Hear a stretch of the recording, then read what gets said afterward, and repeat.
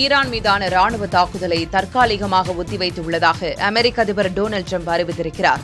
Iran அணு ஆயுதம் தயாரிப்பதை தடுக்கும் நோக்கில் இரு நாடுகளுக்கும் இடையே சுமூக உடன்பாடு எட்டப்பட அதிக வாய்ப்பு உள்ளதாக அவர் குறிப்பிட்டுள்ளார். வளைகுடா நாட்டு தலைவர்களின் வேண்டுகோளை ஏற்று நேற்று நடத்த திட்டமிடப்பட்டிருந்த தாக்குதலை ஒத்திவைத்துள்ளதாக கூறியுள்ள டிரம்ப், பேச்சுவார்த்தை தோல்வியடைந்தால் ஈரானை நோக்கி மிகப்பெரிய தாக்குதலை நடத்த அமெரிக்கா தயாராகவே உள்ளது என்றும் எச்சரித்திருக்கிறார். பாலஸ்தீன பகுதிகளில் நிலவும் கடுமையான நிதி பற்றாக்குறை காரணமாக அங்குள்ள மக்களுக்கு உணவு மற்றும் அத்தியாவசிய சேவைகளை வழங்குவதில் பெரும் தொய்வு ஏற்பட்டுள்ளதாக ஐநா எச்சரித்துள்ளது. காசா மற்றும் மேற்கு கரையில் உள்ள 30 லட்சம் மக்களுக்கு உதவுவதற்கு கோரப்பட்ட $400 கோடி நிதியில் தற்போது 12 விழுக்காடு நிதி மட்டுமே கிடைத்திருக்கிறது. இதனால் காசாவில் தினசரி உணவு விநியோகம் பாதியாக குறைந்துள்ளது.